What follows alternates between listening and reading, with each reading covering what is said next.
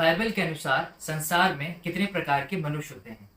Bible के अनुसार संसार में 3 प्रकार के मनुष्य होते हैं। आइए इनके बारे में जानते हैं। पहला है शारीरिक मनुष्य। पहला कुरिन्थियों अध्याय 2 वचन 14। परंतु शारीरिक मनुष्य परमेश्वर की आत्मा की बातें ग्रहण नहीं करता, क्योंकि वे उसकी दृष्टि में मूर्खता की बातें हैं, और न वह उन्हें जान सकता है, क्योंकि उनकी जांच आत्मिक रीति से होती है।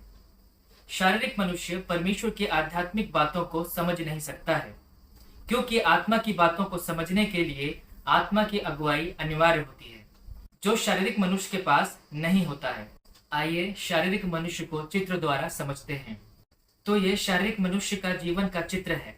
यहाँ पर आप देख सकते हैं एक बड़ा सा सर्कल है, और उसके अंदर बीचों बीच एक कुर्सी रखी हुई है, और उसके चारों तरफ छोटे छोटे काले काले धब्बे बने हुए हैं, और कुर्सी के ऊपर आ शब्द लिखा हुआ है। तो ये पूरा उसका जीवन है, और जो बीच में कुर्सी है वो उसके जीवन का सिंहासन है, और उसके ऊपर जो आ है वो अहम यानी वो स्वयं खुद है, यानी अपने जीवन के सिंहासन पर वो खुद विराजमान है। और जो उसके चारों ओर छोटे छोटे काले धब्बे बने हुए हैं वो उसके जीवन के कार्य हैं, जो कि अस्त व्यस्त हैं, छोटे बड़े हैं और यहाँ वहाँ बिखरे हुए हैं। तो उसके जीवन के कार्य हैं जो अव्यवस्थित हैं। आप सर्कल के बाहर देख सकते हैं कि क्रॉस का निशान बना हुआ है, जो यीशु मसीह को दर्शाता है। तो यीशु मसीह उसके जीवन के बाहर है। तो चित्र के अनुसार वह मसीह ही नहीं है। क्यों? क्योंकि यीशु मसीह उसके जीवन के बाहर है। उसने यीशु मसीह को अभी तक ग्रहण नहीं किया है। दूसरी बात, वह स्वयं के साधनों पर निर्भर रहता है, जैसे कि मैंने आपको दिखाया यहाँ पर कि वह अपने जीवन के सिंहासन में खुद ही विराजमान है और खुद ही अपने जीवन को चलाने की कोशिश कर रहा है। तीसरी बात, आत्मिक रूप से वह परमेश्वर के लिए मरा हुआ है। क्योंकि यीशु मसीह उसके जीवन में नहीं है, उसने यीशु मसीह को अभी तक अपना उद्धारकर्ता के रूप में ग्रहण नहीं किया है, इसीलिए वह परमेश्वर के लिए आत्मिक तौर से मरा हुआ है। तो इस तरह हमने देखा कि शारीरिक मनुष्य का परमेश्वर के साथ कोई संबंध नहीं है, क्योंकि मसीह उसके जीवन में नहीं है और वह मसीह को नहीं जानता। दूसरा मनुष्य है आत्मिक मनुष्य। पहला कुरिन्थियों अध्याय 2 वचन 15 से 16। आत्मिक जन सब कुछ जांचता है, परंतु वह आप किसी से जांचा नहीं जाता, क्योंकि प्रभु का मन किसने जाना है कि उसे सिखाए, परंतु हम में मसीह का मन है। शारीरिक मनुष्य आत्मिक मनुष्य के रूप में कैसे परिवर्तित होता है? इसका स्पष्ट उत्तर है यीशु मसीह पर विश्वास करने के द्वारा।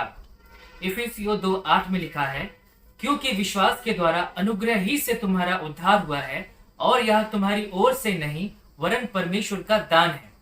मसीह को विश्वास द्वारा ग्रहण करने के बाद उसके जीवन में पवित्र आत्मा का वास होता है, जो उसे परमेश्वर की आध्यात्मिक बातों को समझने में अगुवाई करता है। आइए आत्मिक मनुष्य के जीवन को चित्र द्वारा समझते हैं। यहाँ पर आप देख सकते हैं कि जब शारीरिक मनुष्य यीशु मसीह को विश्वास द्वारा ग्रहण करता है तो उसके जीवन में क्या बदलाव आते हैं। यहाँ पर आप देख सकते हैं कि जो क्रूस का निशान है वो सिंहासन पर है, और जो आ है मतलब स्वयं है, उसने अपने आप को सिंहासन के नीचे किया है। और जो काले धब्बे हैं यहाँ पर दिखाई दे रहे हैं आपको छोटे छोटे, वो व्यवस्थित है और लाइन से है। तो जब उसने यीशु मसीह को ग्रहण किया तब उसके जीवन में सारे कार्य व्यवस्थित होने लगे, और उसका जीवन अब कौन चलाता है? यीशु मसीह उसके जीवन को चलाता है, और अब उसमें पवित्र आत्मा का वास है। अतः वह अपने आप को मतलब स्वयं को पवित्र आत्मा के द्वारा नियंत्रित करता है। तो चित्र के अनुसार पहली बात, वह मसीह है। क्यों? क्योंकि उसने यीशु मसीह को उद्धारकर्ता के रूप में विश्वास के द्वारा ग्रहण किया है। दूसरी बात, वह पवित्र आत्मा से परिपूर्ण होता है और सामर्थ्य पाता है। जब उसने यीशु मसीह को ग्रहण किया तब से ही उसके जीवन में पवित्र आत्मा का वास शुरू हो गया, और पवित्र आत्मा से वो निरंतर नियंत्रित होने लगा और उससे सामर्थ्य प्राप्त करने लगा। तीसरी बात, वह निरंतर परमेश्वर के असीमित साधनों पर निर्भर रहता है। शारीरिक मनुष्य के पास एक सीमित साधन होता है, लेकिन जब वो पवित्र आत्मा के अनुसार चलता है, उसके नियंत्रण में होता है, तब वो परमेश्वर की असीमित संसाधनों पर निर्भर हो जाता है। उसके असीमित आशीषों को वो प्राप्त करने लगता है। चौथी बात, वह आत्मिक रूप से जीवित है, क्योंकि पवित्र आत्मा उसमें वास करता है। चूंकि पवित्र आत्मा आत्मिक मनुष्य के जीवन में वास करता है, इसीलिए वह आत्मिक तौर पर जीवित है। वह निरंतर परमेश्वर की बातों को सुनता है, जानता है और उसके अनुसार चलता है और निरंतर पवित्र आत्मा की अगुवाई में आगे बढ़ता है। तो इस तरह आपने देखा कि आत्मिक मनुष्य मसीही होता है। वह पवित्र आत्मा से निरंतर परिपूर्ण रहता है, उसका भरोसा परमेश्वर पर होता है और वह आत्मिक तौर पर जागृत होता है, उसका जीवन व्यवस्थित होता है। तीसरा मनुष्य है सांसारिक मनुष्य। रोमियो अध्याय 7 वचन 14 से 24। हम जानते हैं कि व्यवस्था तो आत्मिक है, परंतु मैं शारीरिक और पाप के हाथों बिका हुआ हूँ। जो मैं करता हूँ उसको नहीं जानता, क्योंकि जो मैं चाहता हूँ वह नहीं किया करता, परंतु जिससे मुझे घृणा आती है वही करता हूँ। यदि जो मैं नहीं चाहता वही करता हूँ, तो मैं मान लेता हूँ कि व्यवस्था भली है।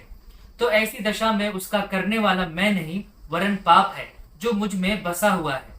क्योंकि मैं जानता हूँ कि मुझ में अर्थात मेरे शरीर में कोई अच्छी वस्तु वास नहीं करती। इच्छा तो मुझ में है, परंतु भले काम मुझसे बन नहीं पड़ते। क्योंकि जिस अच्छे काम की मैं इच्छा करता हूँ वह तो नहीं करता, परंतु जिस बुराई की इच्छा नहीं करता वही किया करता हूँ।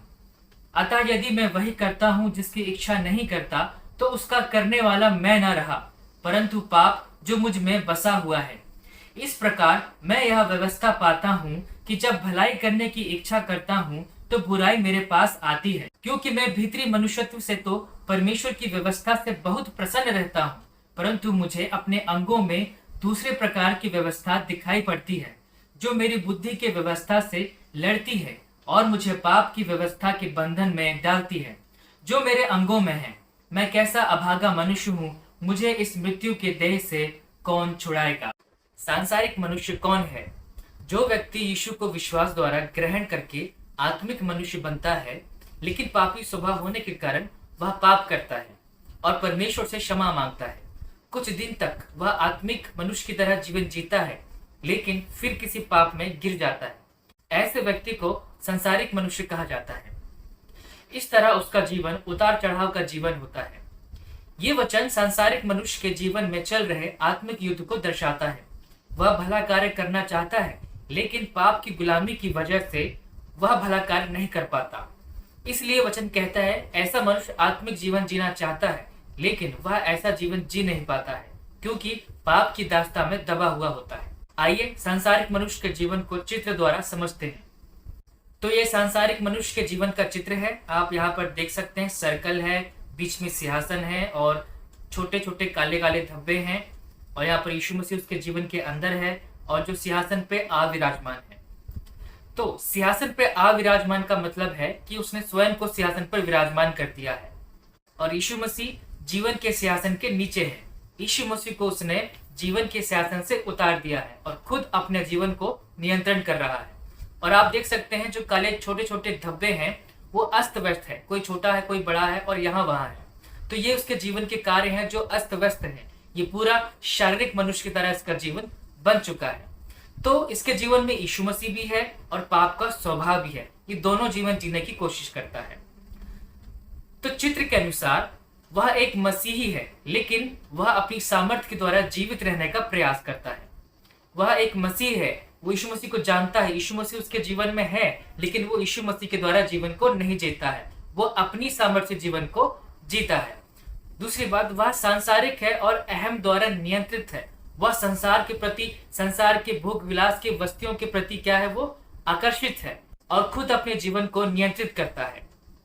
तीसरी बात, वह पवित्र आत्मा को उसके जीवन में कार्य नहीं करने देता है। यीशु मसीह का उसमें वास तो है, यीशु मसीह उसके जीवन में रहते हैं पर कार्य नहीं करते हैं, क्योंकि वो स्वयं यीशु मसीह को कार्य नहीं करने देता है। वो अपने जीवन को खुद ही चलाने की कोशिश करता है और यीशु मसीह को साइड में कर देता है। वह अनंत निराशा में जीता है। वह खुद के द्वारा नियंत्रित जीवन जी रहा है, तो उसके काम अस्त व्यस्त हो रहे हैं।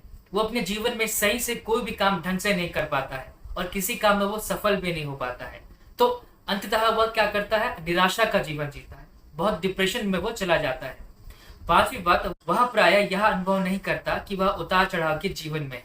जब उसके जीवन में मसीह भी है और वो खुद भी अपने जीवन को नियंत्रित कर रहा है, तब उसका जीवन उतार चढ़ाव का जीवन होता है, क्योंकि वो शारीरिक जीवन और आत्मिक जीवन दोनों को एक साथ जीने की कोशिश करता है। और ऐसे ही मनुष्य को हम सांसारिक मनुष्य भी कहते हैं, जो पाप करता है, फिर उठता है, फिर पाप में गिरता है और फिर उठता है। इसी तरह उसका जीवन उतार चढ़ाव में चलता रहता है। इस तरह आपने देखा कि सांसारिक मनुष्य मसीही तो है, पर वह मसीह जीवन जी नहीं सकता, क्योंकि वह पाप की दास्ता में रहता है। वह पवित्र आत्मा को अपने जीवन में वास तो करने देता है, लेकिन अपने जीवन में कार्य नहीं करने देता है। वह अपने जीवन को अहम द्वारा, मतलब खुद के द्वारा वो नियंत्रित करता है। तो आज की वीडियो में आपने सीखा कि संसार में 3 प्रकार के मनुष्य होते हैं और हमने हर एक के जीवन के बारे में चर्चा भी की है। अब आपको यह सोचना है कि आपको कौन सा मनुष्य बनना है और कैसा जीवन जीना है। सांसारिक मनुष्य कैसे फिर से आत्मिक मनुष्य बन सकता है, यदि आप इसका समाधान जानना चाहते हैं तो कमेंट में जरूर लिखें, मैं इस पर भी वीडियो लेके आऊंगा। आमीन।